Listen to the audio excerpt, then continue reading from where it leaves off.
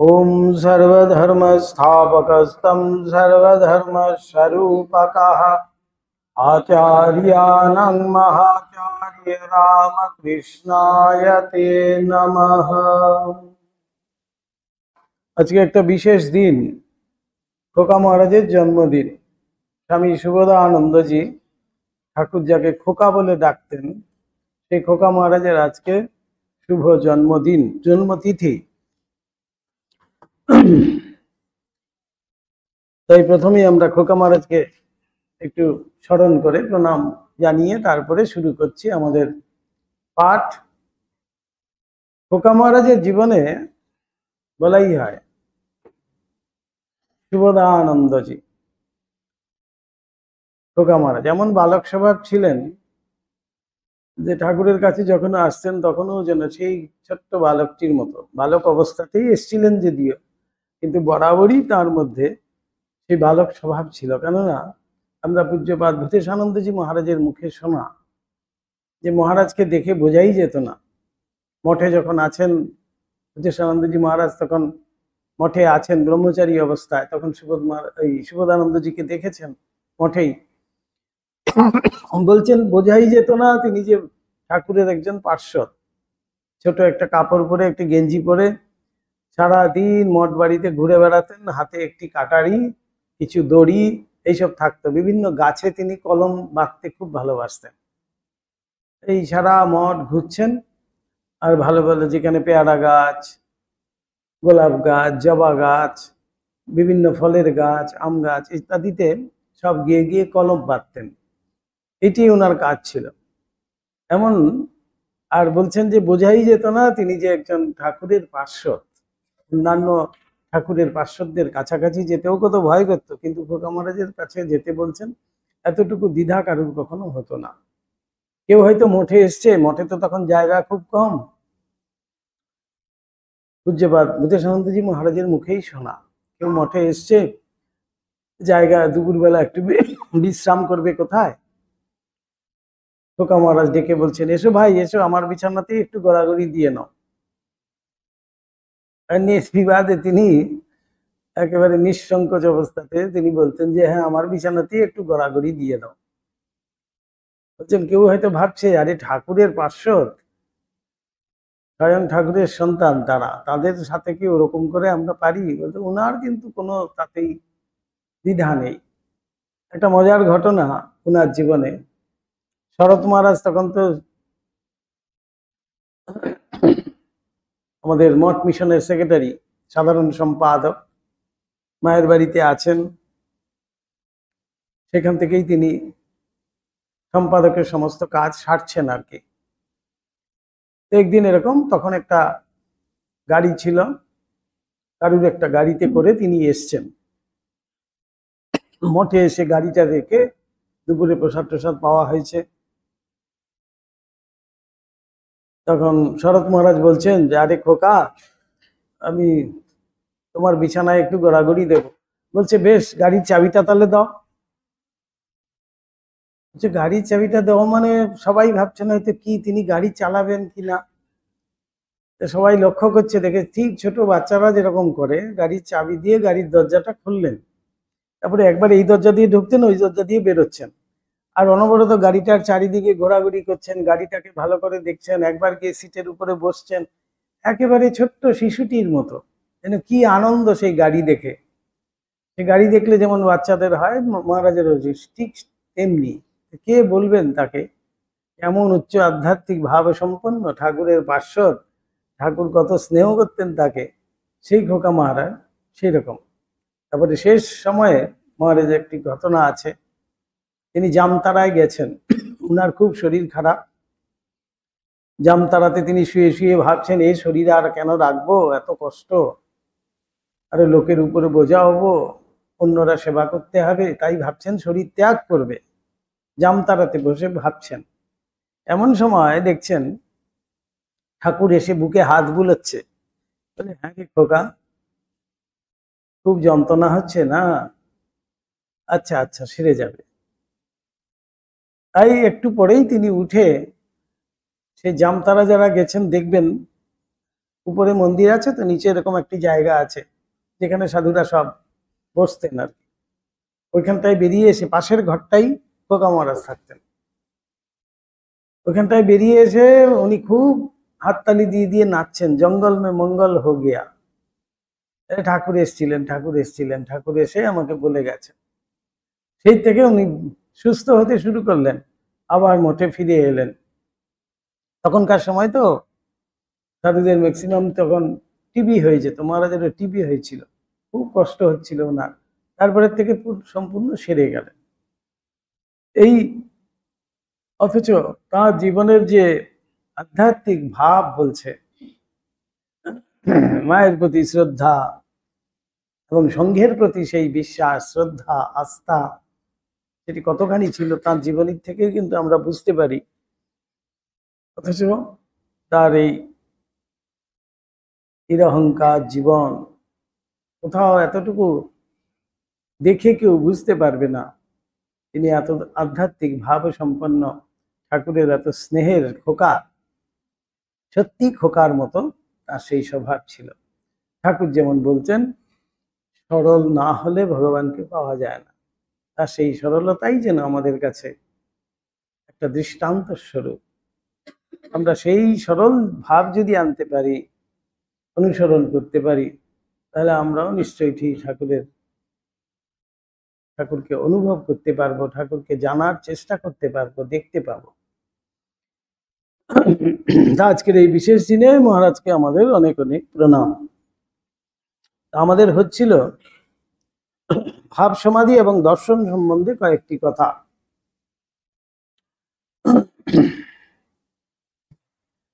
শুরু হয়েছিল কি?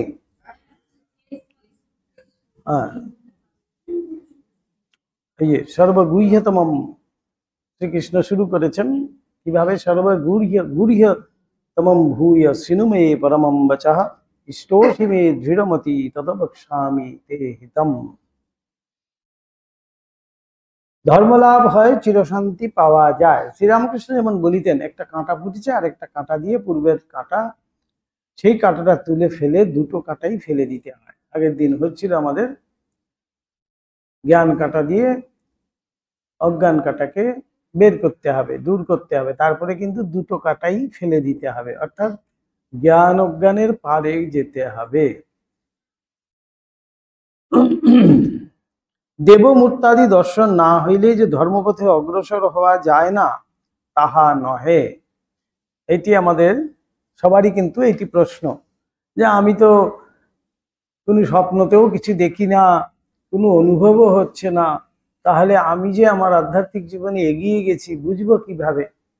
এখানে দেখুন লীলা প্রসঙ্গকে সেই আমরাও পাচ্ছি এই জায়গাটা। মিরাকল মঙ্গারিং, যে দেবমূর্তি আমরা যদি দর্শন নাও করি, কোনোদিন আমাদের অনুভবে নাও আসে, তাহলে কি বুঝতে হবে যে আমাদের কোনো আধ্যাত্মিক পথে উন্নতি হয়নি? সেটা কি সেখানেই আসছে। দেখুন, আবার ঐরূপ দর্শনাদিতে বিশ্বাসী হইয়া অনেকে বুঝিয়া বসেন, যাহার ঐরূপ দর্শনাদি হয় নাই সে আর ধার্মিক নহে। অর্থাৎ আমার মধ্যে কোনো ধর্ম ভাবই আসেনি, আমি স্বপ্নেও একবার কিছু দেখছি না, এ চোখে দেখার তো অনেক পরের ব্যাপার, স্বপ্নতেও দেখছি না। আবার অনেকে আছে অহরহ প্রতিদিনই পারে স্বপ্ন দেখে। একটা মজার ঘটনা আছে, তখন আমরা কাকুরগাছিতে আছি, একজন এসছে দীক্ষার জন্য।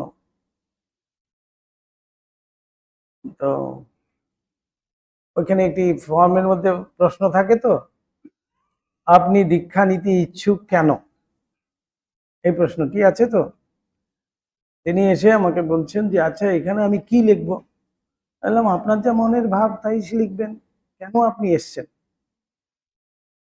আমরা সাধারণত, আমি তাকে একটু বিশ্লেষণ করে বলতে গেলাম যে আমরা সাধারণত ঠাকুরকে দেখতে ইচ্ছুক, ঠাকুরকে জানতে ইচ্ছুক, তাই তো দীক্ষার প্রয়োজন, তাই তো গুরুকে আমাদের দরকার, সেটাই তো আমাদের।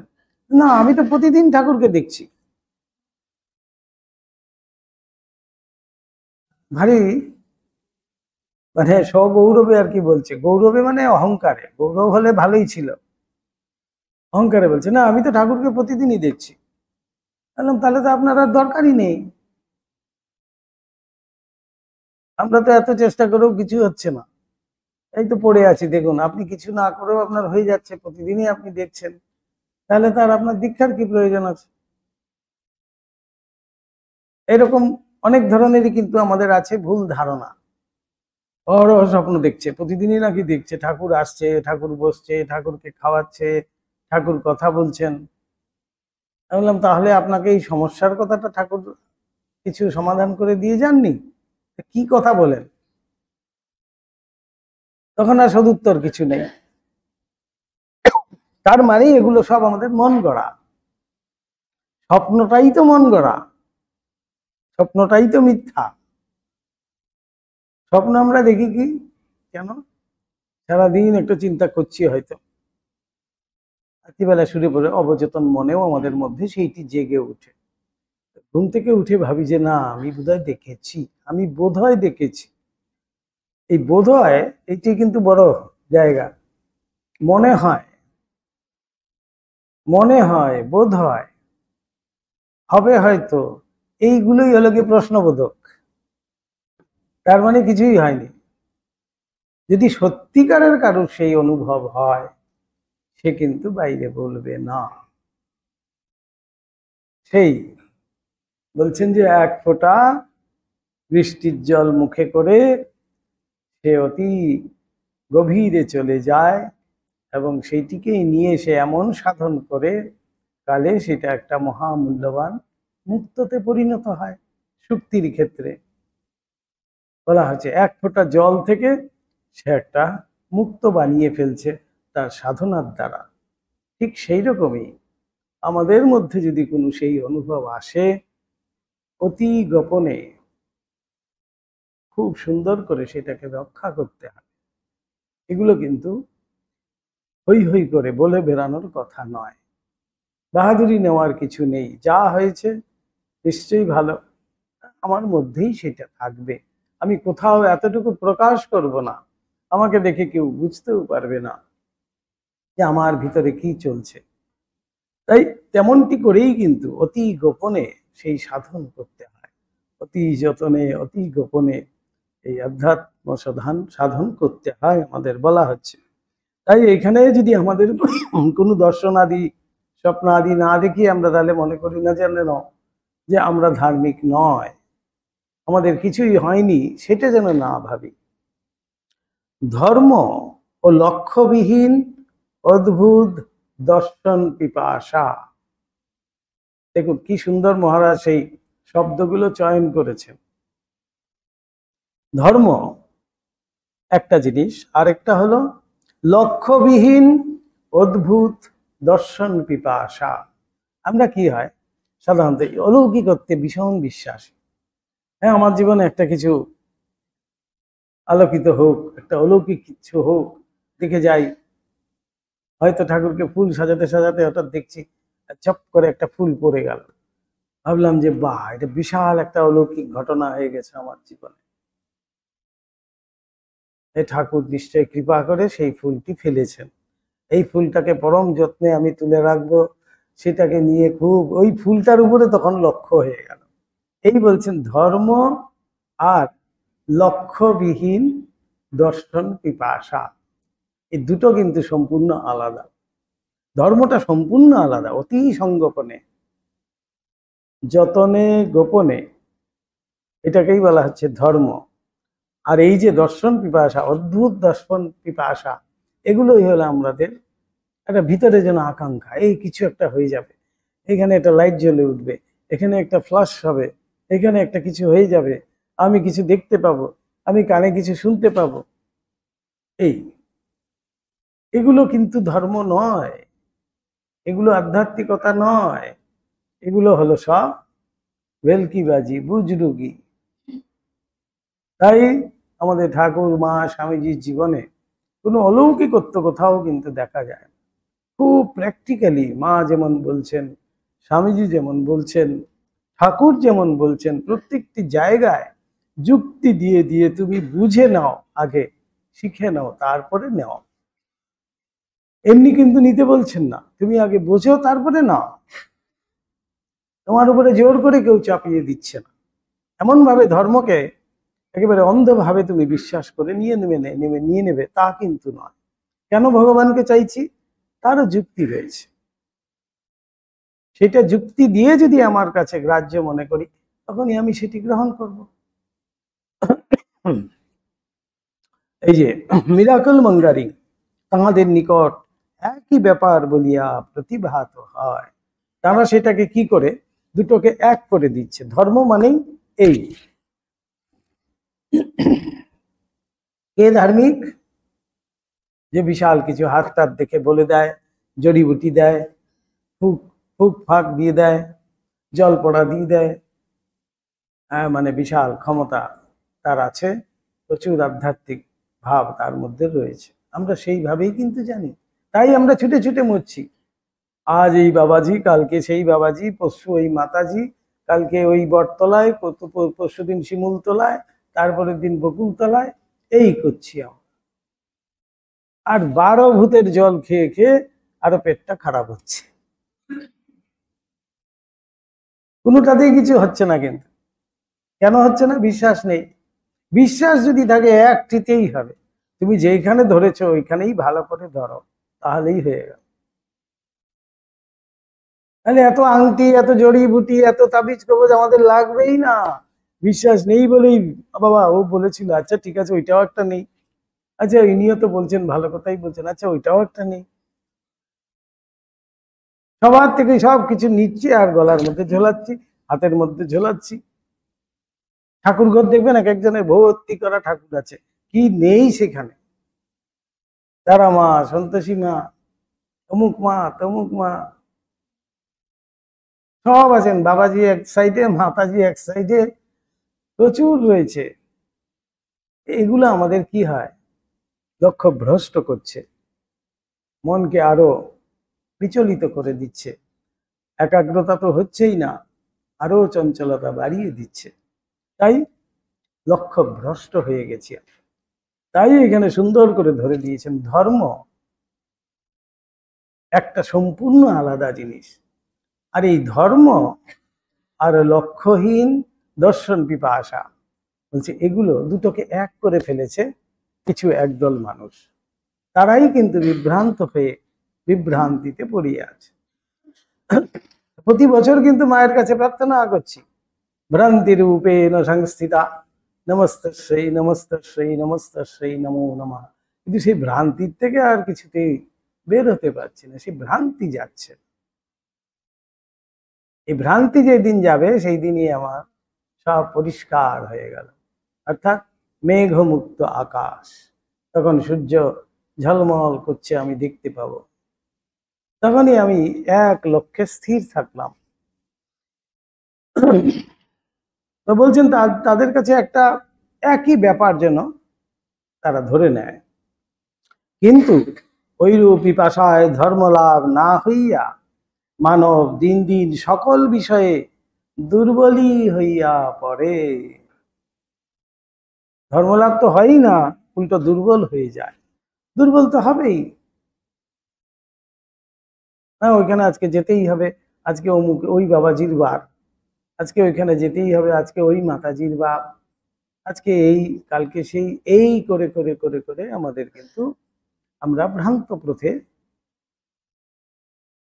এগিয়ে চলি এবং সে কোনো ফলই আমাদের লাভ হয় না। বলছেন তাই দুর্বল হয়ে পড়ে, যাহাতে একনিষ্ঠ বুদ্ধি ও চরিত্র বল না আসে, যাহাতে মানব পবিত্রতা দৃঢ়ভূমিতে দাঁড়াইয়া সত্যের জন্য সমগ্র জগৎকে তুচ্ছ করিতে না পারে, যাহাতে কাম গন্ধহীন না হইয়া মানব দিন দিন নানা বাসনা কামনায় জড়ীভূত হয়, তাহা ধর্মরাজ্যের বহির্ভূত। ধর্মরাজ্য মানেই সব ছেড়ে দাও, কিছু নেই, বাসনা কামনা বহির্ভূত এই জগৎ। ধর্মভাব মানেই হলো গিয়ে তাই, সেখানে কোনো কামনা থাকবে না। আমি ভগবানকে কেন ডাকছি? ভগবানের নাম করতে ভালো লাগছে তাই। কিছুর জন্য আমি ভগবানকে ডাকছি, তাহলে সেটি ধর্ম কখনো হতে পারে না। কিছুর জন্য যদি আমি ভগবানকে ডেকে থাকি, তাহলে সেটি স্বার্থ বুদ্ধিতেই আমারও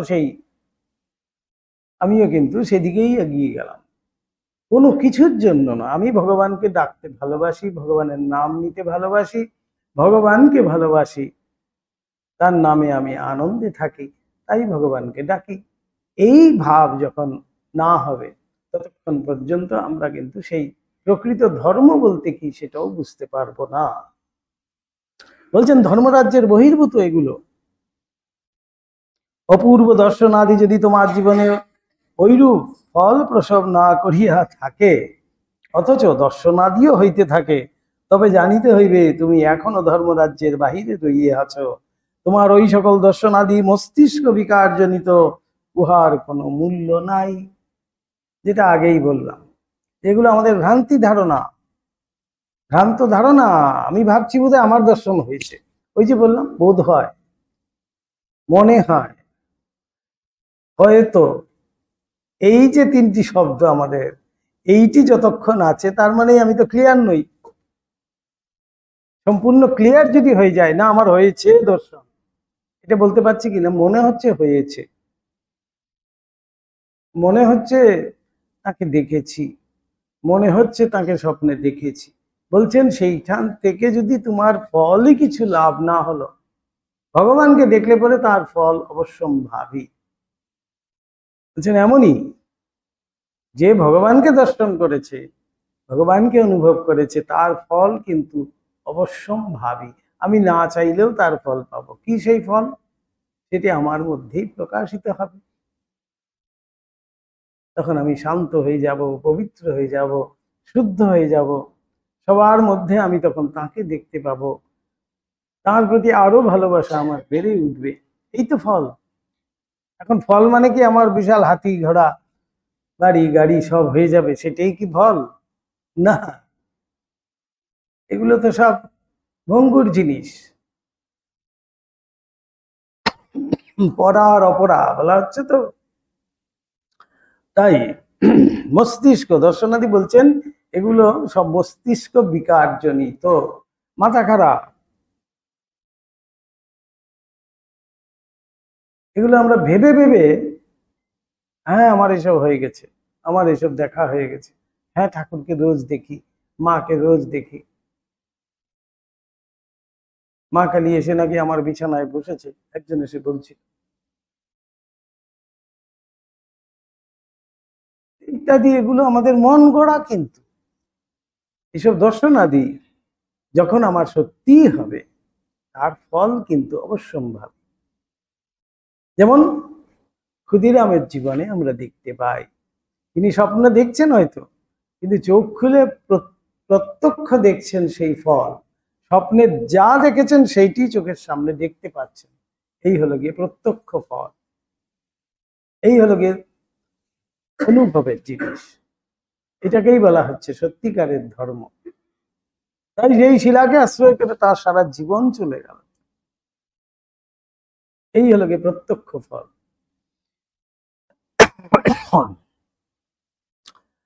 আর যদি অপূর্ব দর্শনাদি না করিয়াও, এই দুটো দিক আসছে, আর যদি অপূর্ব দর্শনাদি না করিয়াও তুমি ঐরূপ বলে বলিয়ান হইতেছ, দেখো তবে বুঝিবে তুমি ঠিক পথে চলিয়াছ।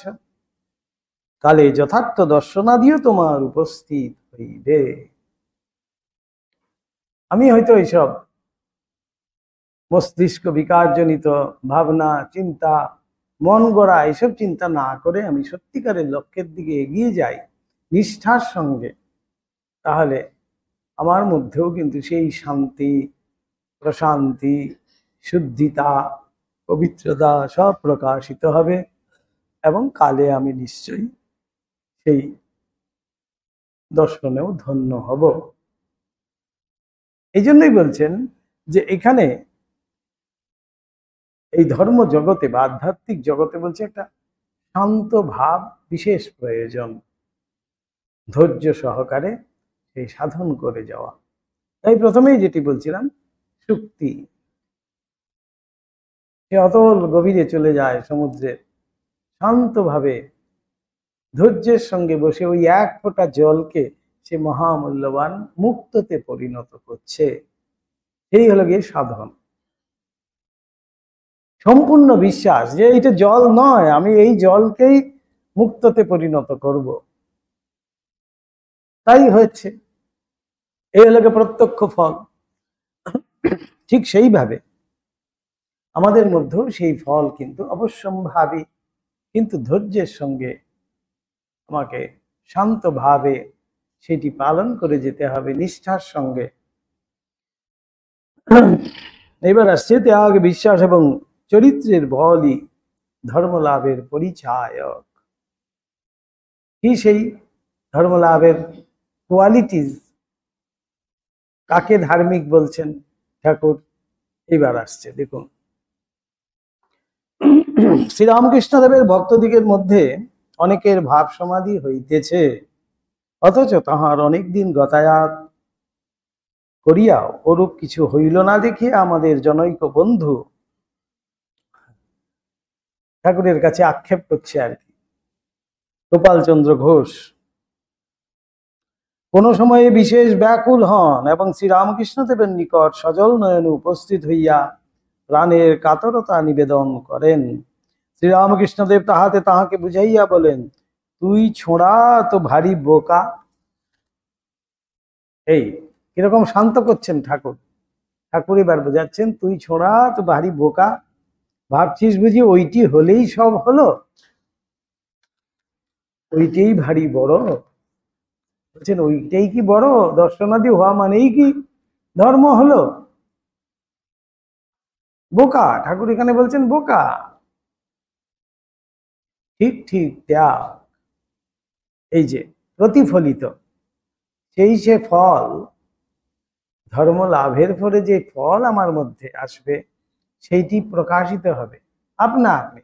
কি সেই প্রকাশ? বলছেন ত্যাগ, বিশ্বাস, ওর চেয়ে ঢের বড় জিনিস জানবি।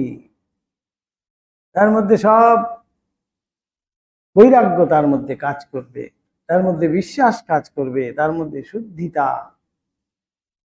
শান্ত ভাব, এগুলো কাজ করবে। এইটি যখন প্রকাশিত হবে তখনই জানবে সে ঠিক ঠিক ধার্মিক। যে দর্শনাদি হলো বলেই ধার্মিক তা কিন্তু নয়। নরেন্দ্রের তো ওসব বড় একটা হয় না, কিন্তু দেখি তার কি ত্যাগ, কি বিশ্বাস, কি মনের তেজ, নিষ্ঠা বুঝিয়ে দিচ্ছেন গোপাল ঘোষকে ঠাকুর। নরেন্দ্রের সাথে তুলনা করে বুঝিয়ে দিচ্ছেন নরেন্দ্রের এসব কিছুই হয় না, কিন্তু তার মধ্যে কি তেজ, কি বিশ্বাস, কি ত্যাগ, এগুলো দেখেও তো বোঝা যায়। না না না, একনিষ্ঠ বুদ্ধি, দৃঢ় বিশ্বাস, ঐকান্তিক ভক্তি সহায় সাধকের যখন বাসনা সমূহ ক্ষীণ হইয়া শ্রী ভগবানের সহিত অদ্বৈত ভাবে অবস্থানের সময় আসিয়া উপস্থিত হয়, তখন পূর্ব সংস্কার বসে কাহারো কাহারো মনে কখনো কখনো আমি লোককল্যাণ সাধন করিব, যাহাতে বহুজন সুখী হইতে পারে, তাহা করিব, এইরূপ শুদ্ধ বাসনার উদয় হইয়া থাকে। ওই বাসনা বসে সে আর তখন পূর্ণরূপে অদ্বৈত ভাবে অবস্থান করিতে পারে না। ওই উচ্চ ভাবভূমি হইতে কিঞ্চিত মাত্র নামিয়া আসিয়া আমি আমার রাজ্যে পুনরায় আগমন করে, কিন্তু সে আমি শ্রী ভগবানের দাস, সন্তান বা অংশ। আমি এই রূপে শ্রী ভগবানের সহিত একটা ঘনিষ্ঠ সম্বন্ধ লইয়াই অনুক্ষণ থাকে। মানে অনেক উঁচুতে মন উঠে গেল, তারপরে ভাবলো অদ্বৈত ভাবে তো প্রতিষ্ঠিত হয়ে গেছে। অদ্বৈত ভাব মানেই হলো গিয়ে আমি বলে আর কিছু থাকছে না, আমি তিনি হয়ে গেলাম, এটাই তো অদ্বৈত। সেই ভাব থেকে আবার একটু হঠাৎ তার মধ্যে পূর্ব সংস্কার বশত বলছে, তার মধ্যে ইচ্ছা হতে পারে যে বহুজন হিতায় বহুজন সুখায় আমি যদি কিছু একটু করতে পারতাম, এই ভগবানের অন্যান্য যে সেবা আছে সেগুলো যাতে একটু করতে পারতাম। তখন বলছেন যে আবার সেই আমিতে নেমে আসে, কিন্তু সেই আমিতে কোনো দোষ থাকে না।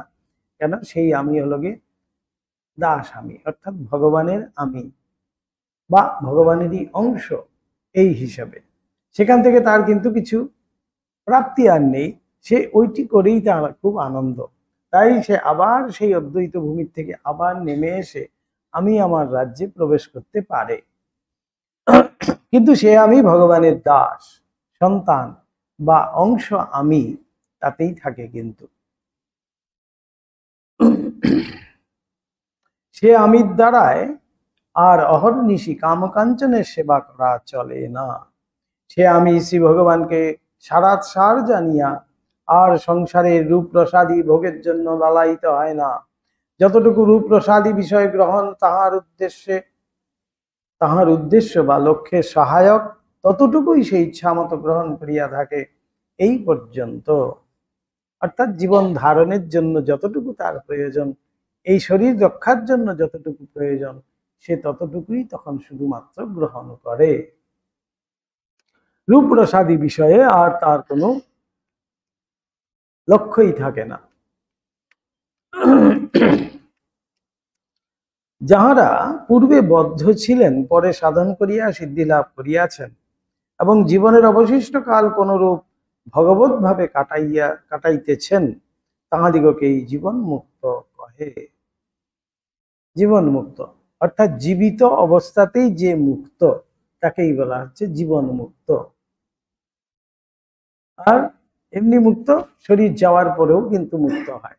জীবিত অবস্থাতেই যে মুক্ত, সেই তাকেই বলা হচ্ছে জীবন মুক্ত। জীবন মুক্ত কারা? এই অদ্বৈত ভূমিতে পৌঁছে গেছেন, আবার জীবকল্যাণ হেতু তারা সেই দ্বৈত ভূমিতে নেমে এসে জীবকল্যাণ সাধন করছেন, বহুজনের সুখের জন্য, বহুজনের সেবার জন্য।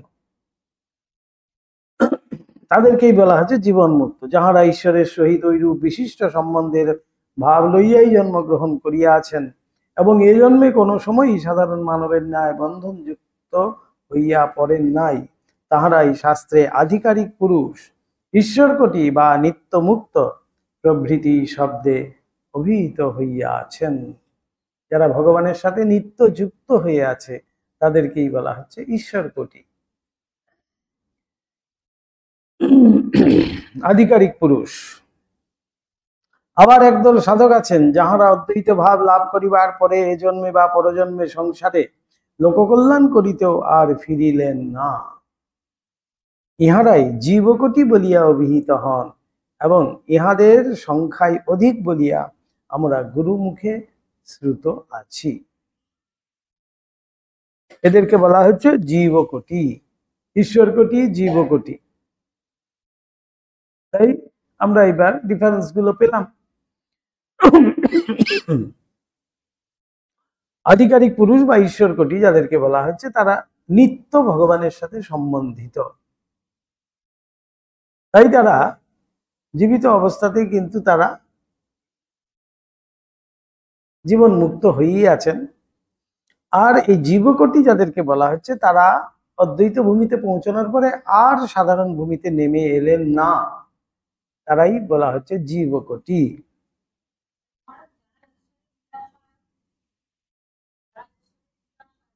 এই তো ঈশ্বরকোটি, জীবকোটি সবই হতে পারে। আবার যাহারা পূর্বোক্ত রূপে অদ্বৈত ভাব লাভের পর লোককল্যাণের জন্য সমাধিভূমি হইতে নামিয়া আসেন, সে সকল সাধক দিগের মধ্যেও অখণ্ড সচ্চিদানন্দ স্বরূপ জগৎ কারণের সহিত অদ্বৈত ভাব উপলব্ধি করিবার তারতম্য আছে। কেহ ওই ভাব সমুদ্র দূর হইতে দর্শন করিয়াছেন মাত্র, কেহ বা উহা আরো নিকটে অগ্রসর হইয়া স্পর্শ করিয়াছেন, আবার কেহ বা ওই সমুদ্রের জল অল্প স্বল্প পান করিয়াছেন। কি সুন্দর সব উপমা দিয়ে বোঝানো হচ্ছে। সেই সচ্চিদানন্দ সাগর কেউ দূর থেকে দর্শন করছে, কেউ কাছে গিয়ে একটু জল স্পর্শ করেছে, আবার কেউ একটু জল নিয়ে খেয়েওছে। তাহলে তিনজনের তিন রকম ভাবে কিন্তু সেই সমুদ্রকে দেখা। সেই সচ্চিদানন্দ রূপ যে ভগবান, তাকে তিনজন তিন রকমে দেখছেন।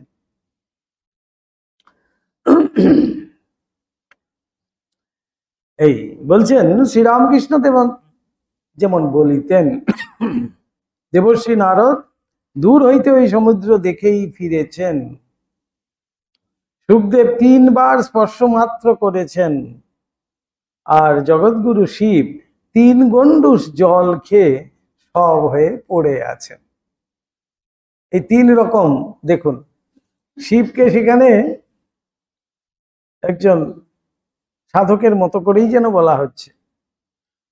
শিব অবস্থা কি, সে সমস্ত 3 গণ্ডূষে সমস্ত সচ্চিদানন্দকে যে পান করে ফেলেছে, অর্থাৎ নিজেই সে সচ্চিদানন্দ হয়ে গেছে, কিন্তু সব হয়ে পড়ে আছে। 3টে ভাব কি সুন্দর দেখাচ্ছে। নারদ দূর থেকে দেখেই চলে গেল, নারদ নারায়ণ নারায়ণ করতে করতে পালিয়ে গেছে। তার তো যেতে হবে আরো অনেক জায়গায়, সব জায়গায় গিয়ে গিয়ে তো লাগাতে হবে। নারদের অনেক কাজ আছে, বলছে সব হয়ে পড়ে থাকলে তো আমার হবে না, আমার প্রভুর সাথে যেতে হবে। এসে দূর থেকে দর্শন করেই পালিয়ে গেছেন। আচ্ছা, সুখদেব 3 বার সেখানে সেই জল দিয়ে আচমন করেছেন, স্পর্শ করেছেন। আর শিবের করতে বলছেন 3 গণ্ডূষে জল খেয়ে সব হয়ে পড়ে আছে। এই অদ্বৈত ভাবে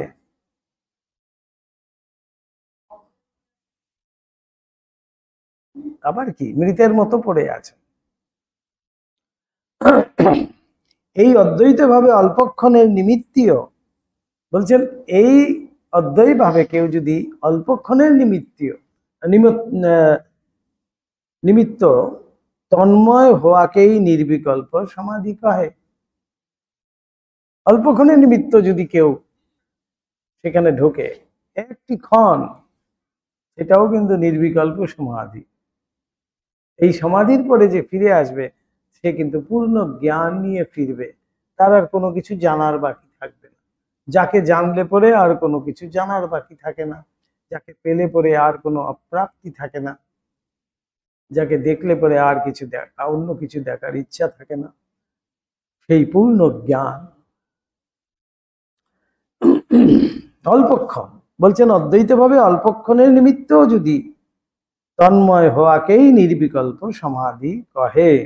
অদ্বৈত ভাব উপলব্ধির যেমন তারতম্য আছে, সেইরূপ নিম্ন স্তরে শান্ত, দাস্য, সখ্য, বাৎসল্যাদি ভাবসমূহের অথবা যে ভাবসমূহ অদ্বৈত ভাবে সাধককে উপনীত করে, সে সকলের উপলব্ধি করিবার মধ্যেও আবার তারতম্য আছে।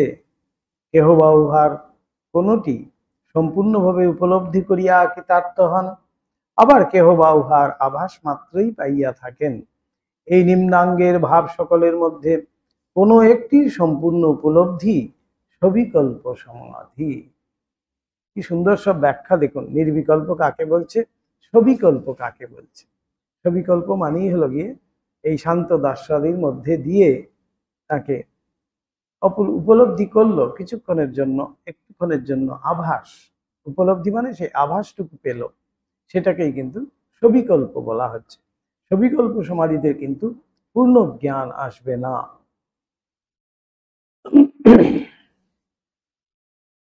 উচ্চাঙ্গের অদ্বৈত ভাব বা নিম্নাঙ্গের সবিকল্প ভাব সকল প্রকার ভাবেই সাধকের অপূর্ব শারীরিক পরিবর্তন এবং অদ্ভুত দর্শনাদি আসিয়া উপস্থিত হয়। শারীরিক পরিবর্তন, শারীরিক পরিবর্তন সাধকের ক্ষেত্রে শারীরিক একটি পরিবর্তন আসবে। সে খুব শান্ত হবে, তাই বলছিলাম শান্ত হবে, স্নিগ্ধ হবে। তার কাছে যখন আমরা যাব, আমরাও আনন্দে ভরে যাব, আমরাও যেন শান্ত হয়ে যাব, আমরাও যেন সেই স্নিগ্ধতায় ভরে যাব। এই যে ভাবটি, এটি হলো গিয়ে লক্ষণ। আমরা সবার সঙ্গ করতে তো ভালো লাগে না, কেন লাগে না? তার কারণ সেগুলোই কিন্তু বলছেন, এগুলোই হলো গিয়ে প্রকাশ। নানান শারীরিক পরিবর্তন এবং অদ্ভুত দর্শনাদি আসিয়া উপস্থিত হয়। তার যে কত কিছু দর্শন হচ্ছে, সে কিন্তু কাউকে একটি কথাও বলছে না, গোপনে যতনে রেখে দিয়েছে। সে বরং ঠাকুরকে বলছে, আমার এসব দেখে কি হবে, আমি তো এইসব চাই না। তাকে হয়তো রোজ দেখাচ্ছেন ঠাকুর, যে দেখ এইভাবে দেখ, এইভাবে দেখ, চোখে আঙ্গুল দিয়ে হয়তো দেখাচ্ছে। সে বলছে আমার তো এইসব চাই না। কি অপূর্ব ভাবের কত রকমের সাধক হয়।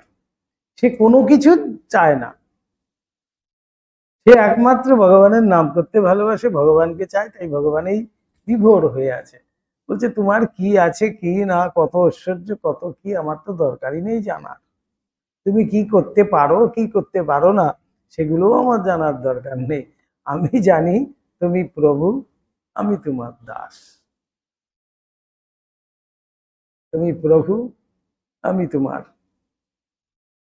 আমি তোমার হয়ে থাকতে চাই, আর কিছু চাই না। এই যে ভাবটি, নিষ্কাম সম্পূর্ণ শান্ত ভাব, পবিত্র ভাব, শুদ্ধ ভাব, এইটি সব সাধকের ক্ষেত্রে তো সেটি হবে না। এই যে দর্শনাদি, সব অপূর্ব দর্শনাদি তার জীবনে আসছে, সে কিন্তু কাউকে একটি বারের জন্য কিছু বলছে না যে আমার এই হয়েছে আজকে, কালকে সেই হয়েছে, পরশু এই দেখেছিলাম, পরশু এই দেখেছিলাম, প্রদীপটা জ্বালিয়েছিলাম, প্রদীপটা এইরকম করে জ্বলে উঠলো, ঠাকুরকে মালা দিয়েছিলাম, মালাটা আপনি পড়ে গেল, ফুল সাজিয়েছিলাম, ফুলটা আপনিই চলে এলো, ইত্যাদি ইত্যাদি। আমরা যে সব নানাহান গাইতে থাকি, এগুলো সবই আমাদের ভ্রান্ত ধারণা, আর কিছুই নয়। যদি সত্যিকারের হবে, বলছেন এমটি ভেসেল সাউন্ডস মাচ, ইংলিশে বলাই হয় না, খালি কলসিটাই কিন্তু আওয়াজ করে, যদি পূর্ণ হয়ে যায় তখন আর আওয়াজও করবে না। অর্থাৎ যার কিছু হয়নি সেই কিন্তু বলবে, যার হয়ে গেছে সে চুপ করে যাবে। এই যে অভিজ্ঞাতম বিজানতম বিজ্ঞাতম অভিজানতম, यस्य मिदं तस्य मिदं मिदं यस्य न वेदसः, অভিজ্ঞাতম বিজানতম বিজাতম অভিজ্ঞাতম। যে বলে আমি সব জেনে গেছি সে কিছুই জানে না, যে বলে আমি কিছু জানি না সেও কিছু জানে না, যে বলে আমি তো কিছু বলতে পারবো না, তাকে জানা যায় কি জানা যায় না, আমি ওই অবস্থায় দাঁড়িয়ে আছি, সেই ঠিক ঠিক জানে। তাই যার হয়েছে সে চুপ হয়ে যাবে। সেই যে বাবা দুই ছেলেকে পাঠিয়েছেন ব্রহ্মজ্ঞান, বড় ছেলে এসে কত শ্লোক ঝেড়ে ঝেড়ে ব্যাখ্যা করতে লাগলো, ব্রহ্মের ব্যাখ্যা দিচ্ছে, ছোট ছেলে চুপ করে আছে। সবাই ভাবলো ছোট ছেলে কিছুই শিখেনি, কিছুই বোঝেনি, তাই কিছু বলতে পারছে না। তখন বাবা বললো যে না, ওই ঠিক ঠিক বুঝেছে, সেই জন্য সে চুপ করে গেছে। এই হলো কথা। তো বলছেন তার জীবনে প্রচুর অদ্ভুত দর্শনাদি সব আসবে, কিন্তু সে গুণাক্ষরেও কাউকে একটি বারের জন্য কিছু বলবে না। ওই শারীরিক বিকার ও অদ্ভুত দর্শনাদি প্রকাশ আবার ভিন্ন ভিন্ন রূপে লক্ষিত হয়।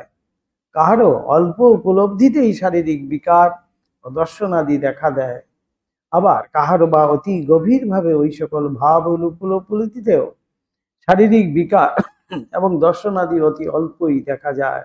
শ্রীরামকৃষ্ণদেব যেমন বলিতেন, গেড়ে ডোবার অল্প জলে যদি দু একটা হাতি নামে, তো জল ওছল পাছল করে তোল পার হয়ে ওঠে, কিন্তু সায়ের দিঘিতে অমন 20 গন্ডা হাতি নামলেও যেমন জল স্থির তেমনি থাকে।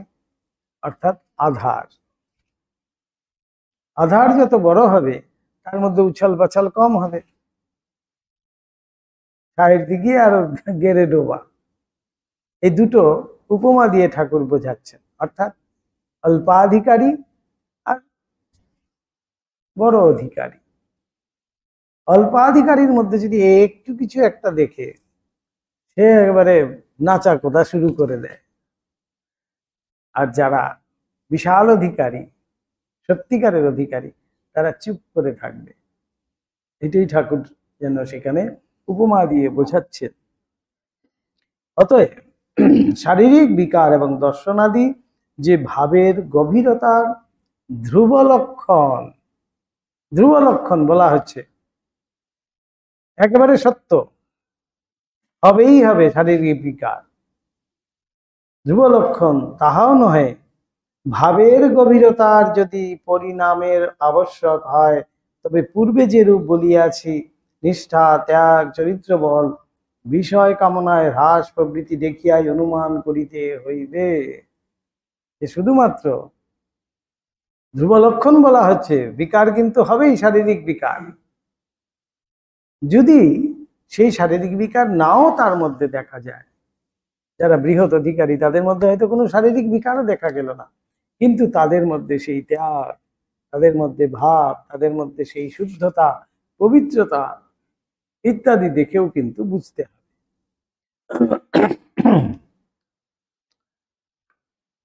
বলছেন নিষ্ঠা, ত্যাগ, চরিত্র বল, বিষয় কামনার হ্রাস প্রভৃতি দেখিয়াই অনুমান করিতে হইবে।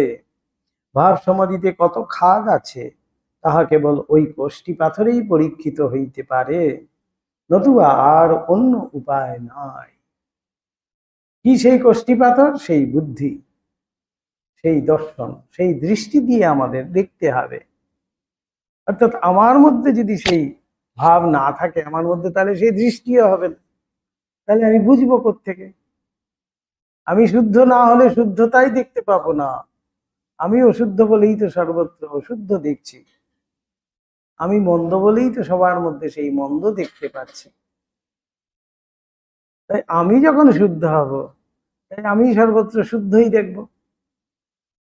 মায়ের জীবনে যেমন মা এইটুকুন কোথাও শুদ্ধতা কি একটু ভালো কিছু দেখেছে, সেইটাকেই বড় করে দেখছেন। কোথায় একজনের উপপত্নী তার সেবা করেছিল, সেটা বলছে কি সেবাটাই না করেছে মা গো, ওই সেবাটার মা দেখছেন। এমন সেবা কেউ কাউকে করে? ওই সেবাটা দেখছেন। সবাই যেটা শুনলে পরে নাক সিটকে বলছে, এমন সম্পর্কের কথা। উপপতি, তার অসুখ হয়েছিল, সে পত্নী তাকে সেবা করেছিল, সেইখানে মা মন্দ দেখলেন না, তার মধ্যে যে সেবারূপ যে ভালোটি দেখেছে সেইটাকে বড় করে দিয়েছেন। এই হলো গিয়ে শুদ্ধ দৃষ্টি, মানে যে জীবন দিয়ে সেটি বুঝিয়ে দিচ্ছেন আমাদের। এমন দৃষ্টি না হলে তা আমরাও কিভাবে দেখতে পাবো তার মধ্যে যে ত্যাগ, তার মধ্যে যে নিষ্ঠা, তার মধ্যে যে চরিত্র, তার মধ্যে যে বিষয় কামনার হ্রাস হয়েছে, সেটি আমরা কিভাবে দেখতে পাবো? আমার মধ্যে সেই বিষয় কামনা চলন প্রচন্ড ভাবে জ্বলছে, তা আমি অপরের বিষয় কামনার যে হ্রাস হচ্ছে, তার মধ্যে ত্যাগ হয়েছে, সেটি আমি দেখবো কিভাবে? তাহলে তাহলে আমার মধ্যে সেই দৃষ্টিটা আমি এখনো লাভ করতে পারিনি। সেই দৃষ্টি আমাদেরকে বোঝাবে, সেইটি হলো কি কোষ্ঠী পাথর। তাই ঠাকুর এখানে বলছেন আমাদের লীলাপ্রসঙ্গকার,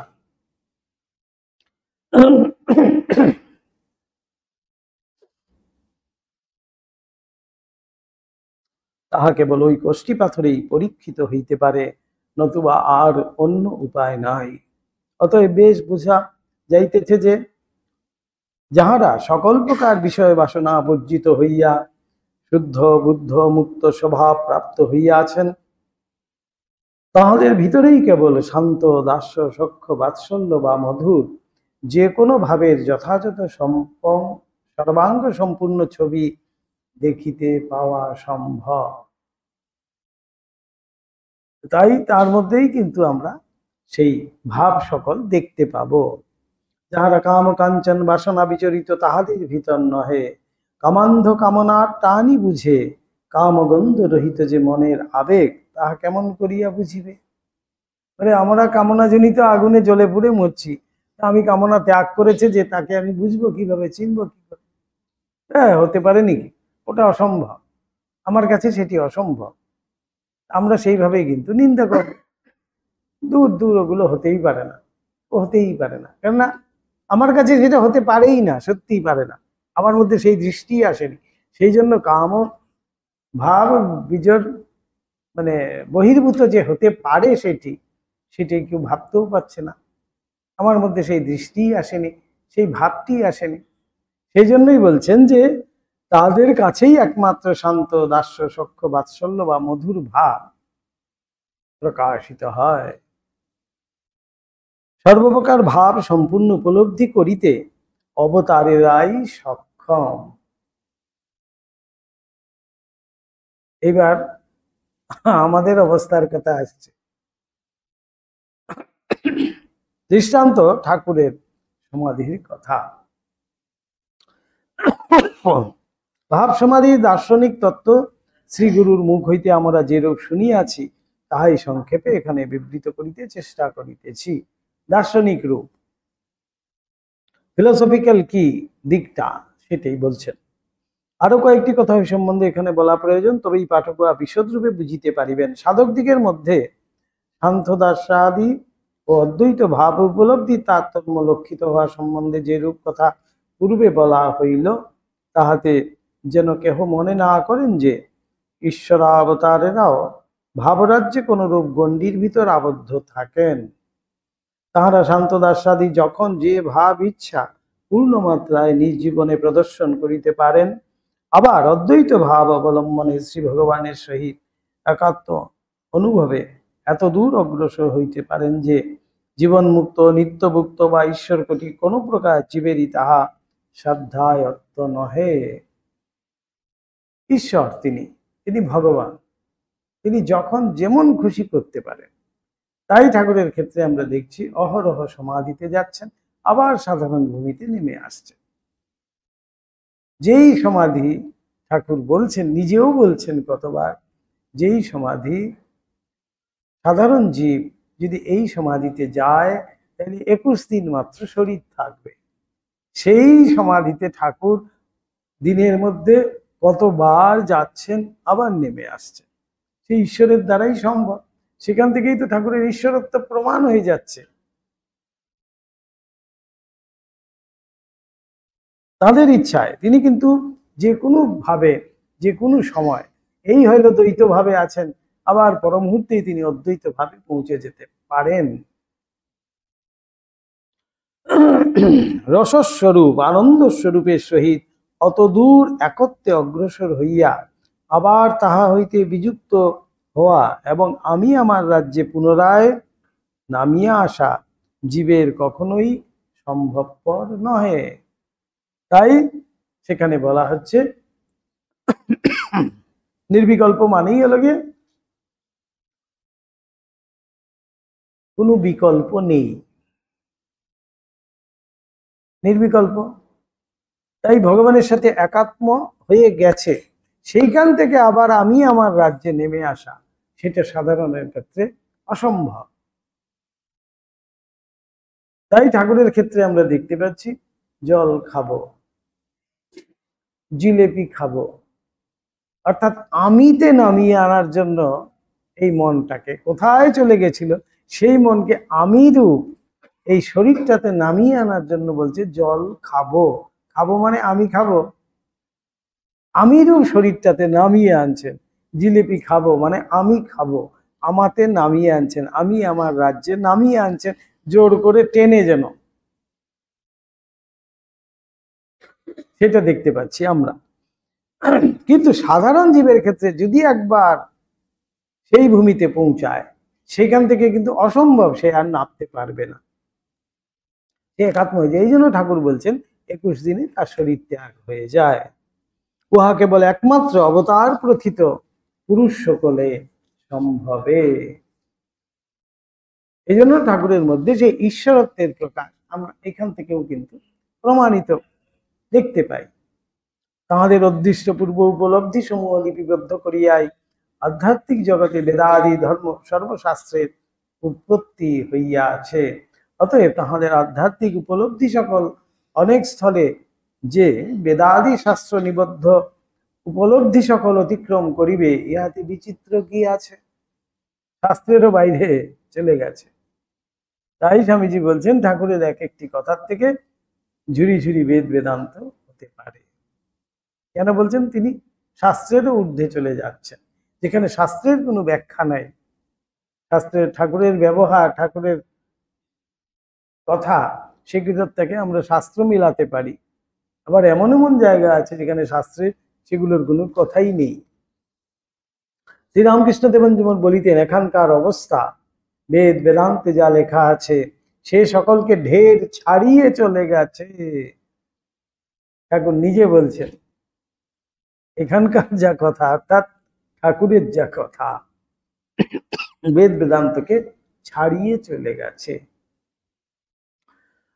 শ্রীরামকৃষ্ণদেব ওই শ্রেণীর পুরুষ সকলের অগ্রণী ছিলেন বলিয়াই নিরন্তর 6 মাস কাল অদ্বৈতভাবে পূর্ণরূপে অবস্থান করিবার পরেও আবার বহুজন হিতায় লোকশিক্ষার জন্য আমি আমার রাজ্যে ফিরিতে সমর্থ হইয়াছিলেন।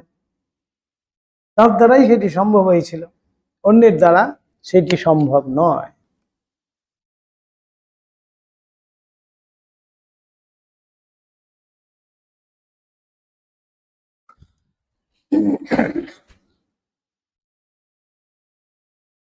সে বড় অদ্ভুত কথা। ওই সম্বন্ধে কয়েকটি কথা পাঠককে এবার বলছেন। বেদান্ত চর্চা করিতে ব্রাহ্মণীর নিষেধ। এই অবতার পুরুষের এবং সাধারণ সাধক শ্রেণী তারা কিভাবে দেখছেন এবং অবতাররা কিভাবে দেখছেন এখানে কিন্তু বোঝা যাবে। কেননা ব্রাহ্মণী একজন ছিলেন সাধিকা, তাই তাঁর ইচ্ছা তিনি বেদান্ত শাস্ত্র দরকার নেই, সেই জন্য নিষেধ করছেন। শ্রীমৎ তোতাপুরীর নিকট হইতে সন্ন্যাস গ্রহণ করিবার পর ঠাকুরের 3য় দিবসে বেদান্ত শাস্ত্রোক্ত নির্বিকল্প সমাধি বা শ্রী ভগবানের সহিত অদ্বৈতভাবে অবস্থানের চরম উপলব্ধি হয়। সে সময় ঠাকুরের তন্ত্রোক্ত সকল প্রকার সাধন হইয়া গিয়াছে এবং যিনি ওই সকল সাধনার সময় বৈধ দ্রব্যাদি সংগ্রহ করিয়া এবং ওই সকল দ্রব্যের ব্যবহার প্রণালী প্রভৃতি দেখাইয়া তাহাকে সহায়তা করিয়াছিলেন, সে বিদুষী ভৈরবীও ঠাকুর ইহাকে আমাদের নিকট বামনী বলিয়া নির্দেশ করিতেন। দক্ষিণেশ্বরে ঠাকুরের নিকট বাস করিতেছেন। তোতাপুরী যখন ছিলেন, ভৈরবীও কিন্তু দক্ষিণেশ্বরেই আছেন। কারণ ঠাকুরের শ্রীমুখ হইতে আমরা শুনিয়াছি উক্ত বামনী বা ভৈরবী তাহাকে শ্রীমৎ তোতাপুরীর সঙ্গে ঘনিষ্ঠভাবে মেশামেশি করিতে নিষেধ করিয়া বলিতেন, বাবা ওর সঙ্গে অত মেশামেশি করো না, ওদের সব শুকনো ভাব। শুকনো কেন? অদ্বৈত ভাবে চলে গেছে। অদ্বৈত ভাব মানে আমি সেই, এখানে তো শুষ্কতা আসবেই। বেদান্তিস যারা, এই জন্য বলা হয় বেদান্তিস যারা, তাদের মধ্যে শুষ্কতা আছে, অর্থাৎ তারা সবসময় জ্ঞান আওড়াচ্ছে, বিচার করছে, তাদের মধ্যে রসিকতা নেই, রস নেই, তারা যেন রস আস্বাদন করতে পারছে না। এটি কিন্তু আমাদের ধারণা, আমরা সেইভাবেই দেখছি। কিন্তু না, যিনি সেই রসস্বরূপ ভগবানকে আস্বাদন করে পূর্ণ হয়ে আছেন, তার আবার বাহ্যিক কি দরকার আছে সেই বুঝতে না পেরেই তাই বলছেন শুকনো ভাব। ওর অত সঙ্গ করলে তোমার ভাব প্রেম আর কিছু থাকবে না। ঠাকুর কিন্তু ওই কথায় কিছুমাত্র বিচলিত না হইয়া অহর্নিশি তখন বেদান্ত বিচার ও উপলব্ধিতে নিমগ্ন থাকিতেন। যেখানে শোনার নয় তিনি কিন্তু শুনতেন না।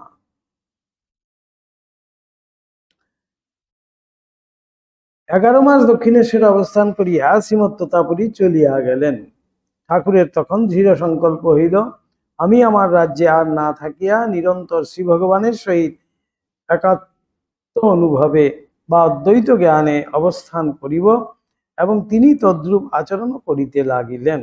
সে বড় অপূর্ব কথা।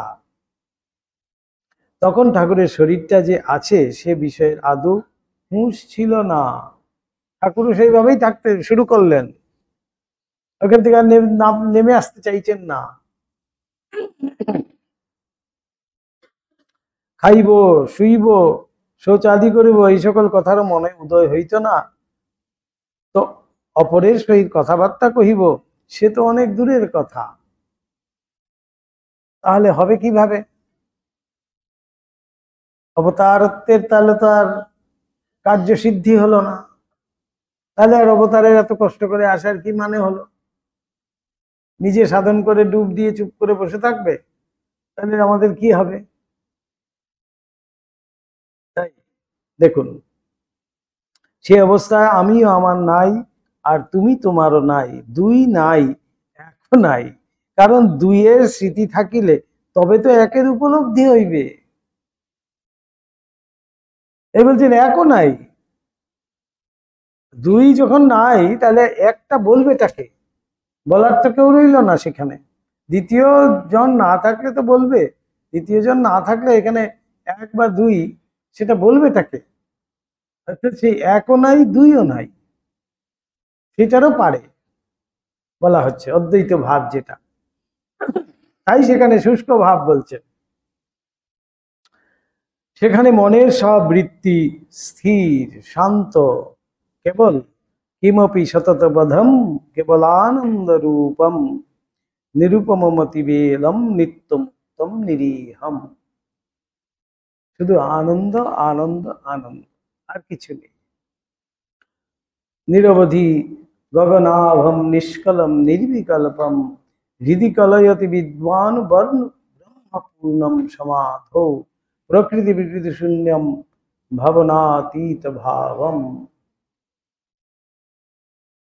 এমন ভাবে একেবারে পূর্ণ হয়ে যেন চুপ করে বসে আছে, কেবল আনন্দ আনন্দ, তার দিক নাই দেশ নাই অবলম্বন নাই, রূপ নাই নাম নাই, কেবল অশরীরী আত্মা আপনার অনির্বচনীয় আনন্দময় অবস্থায় মনোবুদ্ধির গোচরে অবস্থিত যত প্রকার ভাব রাশি আছে সে সকলের অতীত এক প্রকার ভাবাতীত ভাবে অবস্থিত।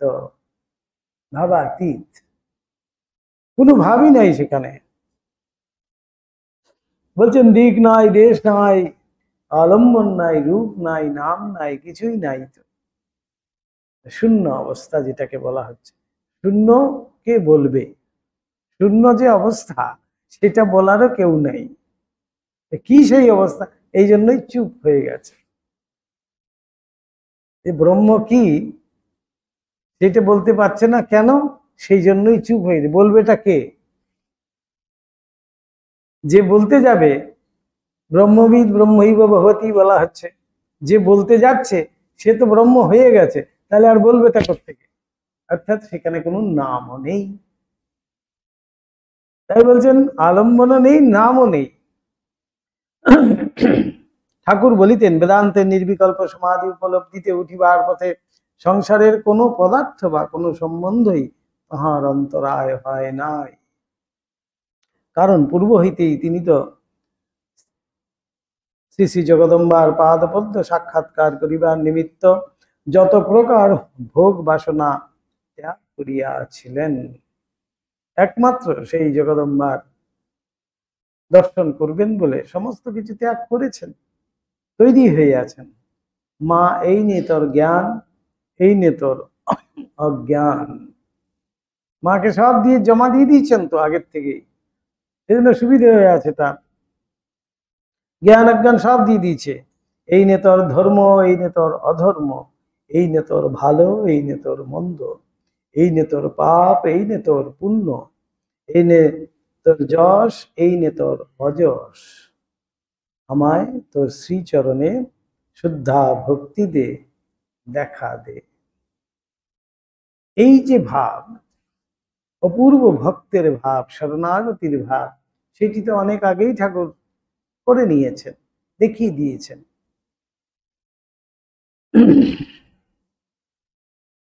এই বলিয়া মন হইতে ঠিক ঠিক সকল প্রকার বাসনা কামনা শ্রী শ্রী জগন্মাতাকে ভালোবাসিয়া তাহার জন্য ত্যাগ করিয়াছিলেন। হায়, সে একাঙ্গী ভক্তি প্রেমের কথা কি আমরা উপলব্ধি দূরে থাক একটুও কল্পনা করিতে পারি?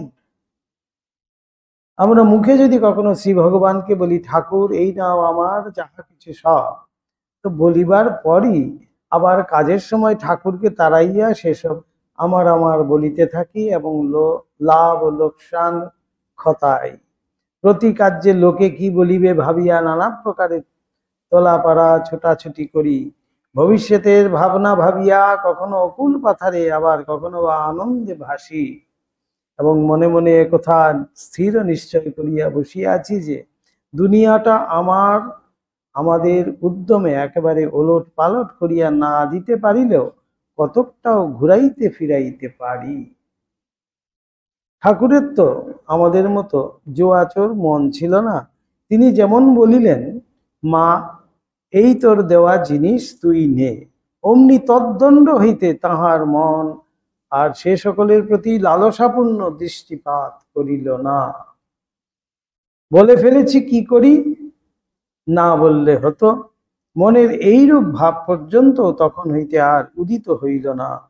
সেই জন্যই দেখিতে পাই, ঠাকুর যখনই যাহা শ্রী শ্রী জগদম্বাকে দিবেন বলিয়াছেন, তাহা আর কখনো আমার নিজের বলিতে পারেন নাই। তাই হয়তো তিনি নিজেকে কখনো আমি বলতে পারেননি। আমাকে বোঝাতে গিয়ে দেখিয়ে বলতেন, নাহলে এখানকার বলতেন। এই কোথাও আর বলতে পারছেন না। কিন্তু সাধারণ লোকের ক্ষেত্রে বলছে, আমরা এই হয়তো দিয়ে দিলাম, পর মুহূর্তেই আবার বলছি, আরে সব দিয়ে দিলে আমার চলবে কোত্থেকে, তবে আমারটা ঠিক রাখতে হবে। এই করছি ভবিষ্যতে চিন্তা। বলছে জগৎটাকে আমরা কিছুটা হলেও তো ঘুরাতে পেরেছি, এই ভাবছি হয়তো। কেমন দৃষ্টিভঙ্গি আর কি, সেইটা বোঝানোর জন্যই এত সব বলা হচ্ছে। এখানে ওই বিষয়ে আরেকটি কথা আমরা পাঠককে বলিতে ইচ্ছা করি। ঠাকুর শ্রী শ্রী জগন্মাতাকে ধর্মাধর্ম, পাপ পুণ্য, পাপ ভালো মন্দ, যশ অযশ প্রভৃতি শরীর মনের সর্বস্ব অর্পণ করিয়া, মা এই নে তোর সত্য, এই নে তোর মিথ্যা, এই কথাটি বলিতে পারেন নাই। কেন বলতে পারেন নাই?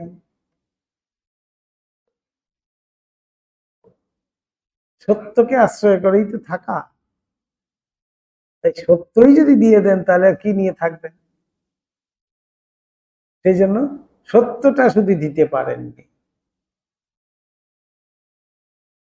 কারণ উহার কারণ ঠাকুর নিজ মুখেই একসময় আমাদের নিকট ব্যক্ত করিয়াছিলেন, বলিয়াছিলেন, ওই রূপে সত্য ত্যাগ করিলে শ্রী শ্রী জগন্মাতাকে সর্বস্ব যে অর্পণ করিলাম, এ সত্য রাখিব কি রূপে?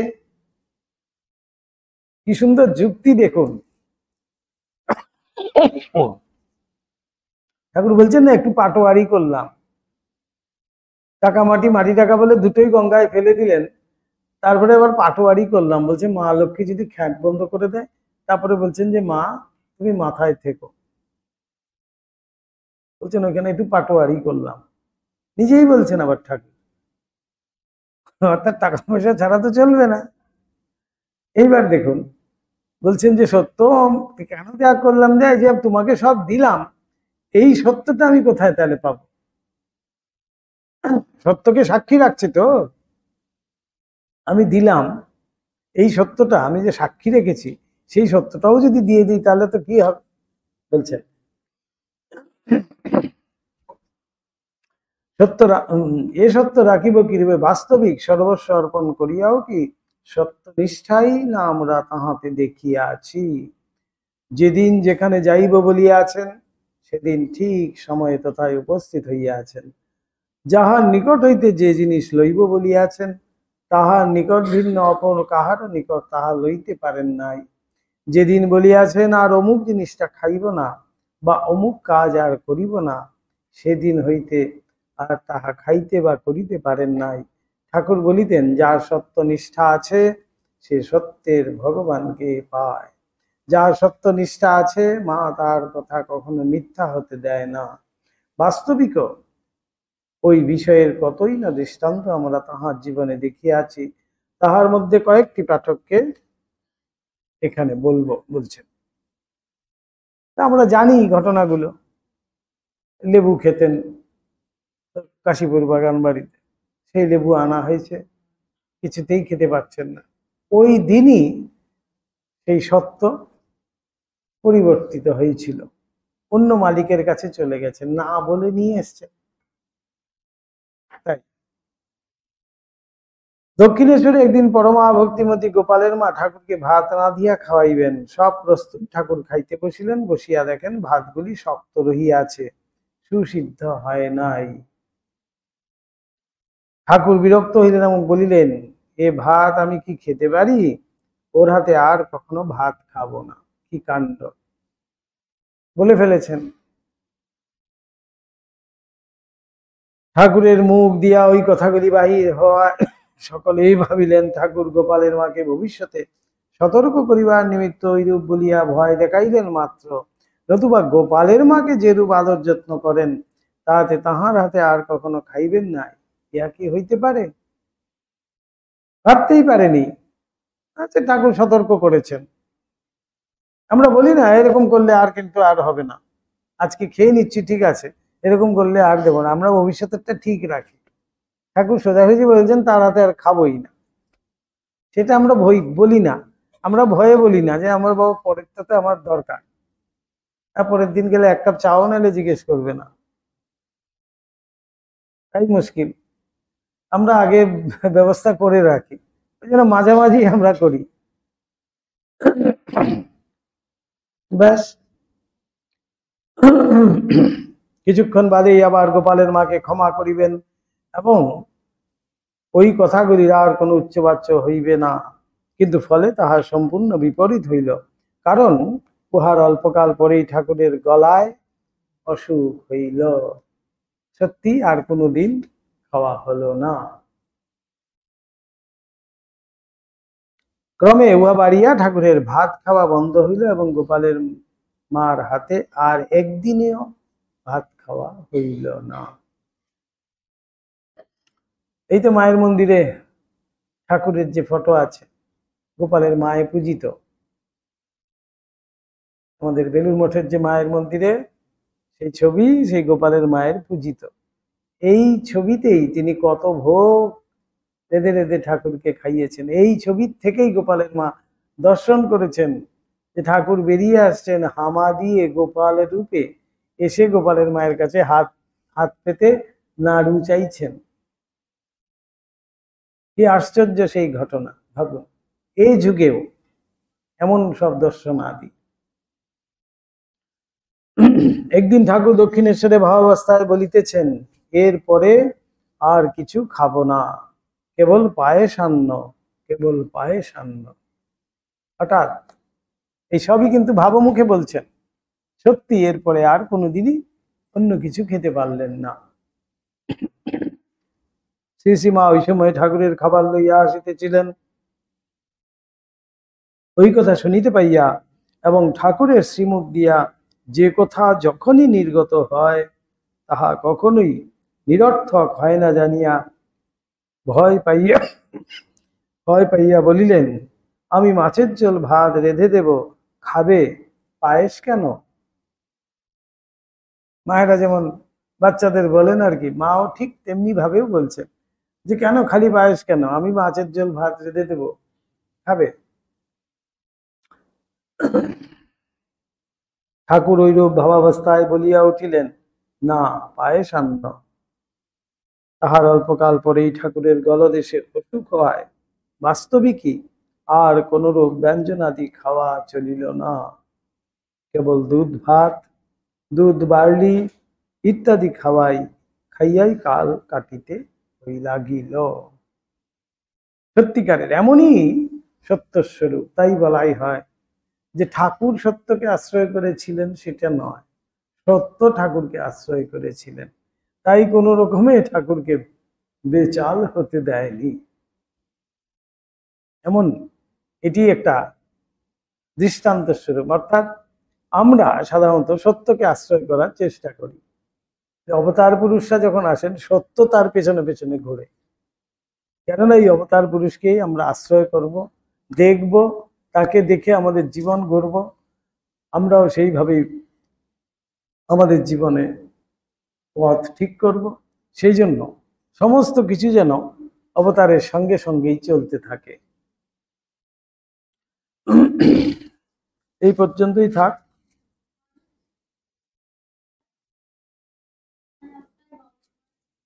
আত্মাত্মা রমণ মানে মিলন।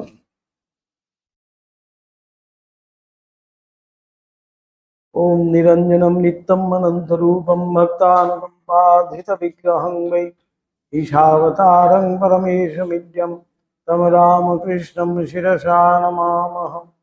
ओम शांति शांति शांति। हरि ओम तत्सत्। श्री राम कृष्णार्पणमस्तु।